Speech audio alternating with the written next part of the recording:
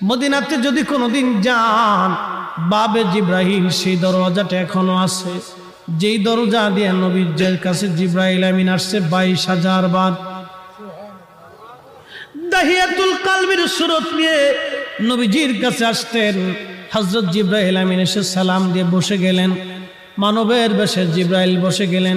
ইয়া রাসূলুল্লাহ, আল্লাহ পাঠিয়ে দিয়েছেন, আল্লাহ সবই জানেন, ভিতরে বাহিরে প্রকাশ্য অপ্রকাশ্য আগে পরে, আপনার অন্তর ভিতর বাহিরে সব আল্লাহ জানেন। তারপরও আল্লাহ আমাকে পাঠিয়েছেন আপনার কুশল জানার জন্যে। হুজুর গো, আপনি কেমন আছেন দয়া করে বলবেন ডি। আল্লাহ নবী ডাক দিলেন, জিব্রাইল হে, আমি অসুস্থ আছি, আমার কাছে ভালো লাগে না। আল্লাহর জিব্রাইল চলে গেলেন। পরের দিন আবার এসে সালাম দিলেন, জিজ্ঞেস করলেন, ইয়া রাসূলুল্লাহ আপনি কেমন আছেন? জিব্রাইলকে নবীজি বলেন, জিব্রাইল রে, আমি তেমন ভালো নাই, শরীর অসুস্থ, আমার ভালো লাগে না, অসুস্থতা আরো বেড়ে গেছে। তৃতীয় দিন জিব্রাইল আমিন আবার আসছে, হুজুর আপনি কেমন আছেন? আল্লাহ জানতে চেয়েছে আপনি কেমন আছেন। জিব্রাইলকে নবী বললেন, আল্লাহকে বলো আমার শরীর ভালো না, আরো অবনতি হয়েছে।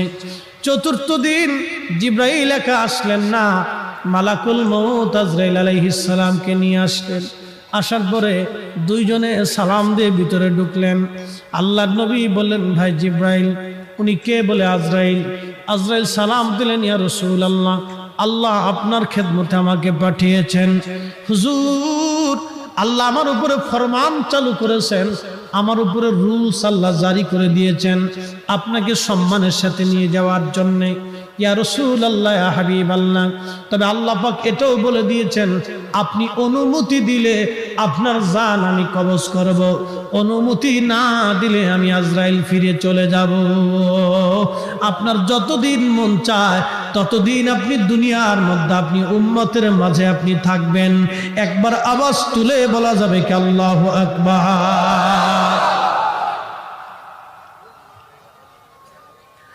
একটু বুঝেন তো। আজরাইল নবীর দরবারে বললেন, হুজুর আপনি অনুমতি দিলে আমি জান কবজ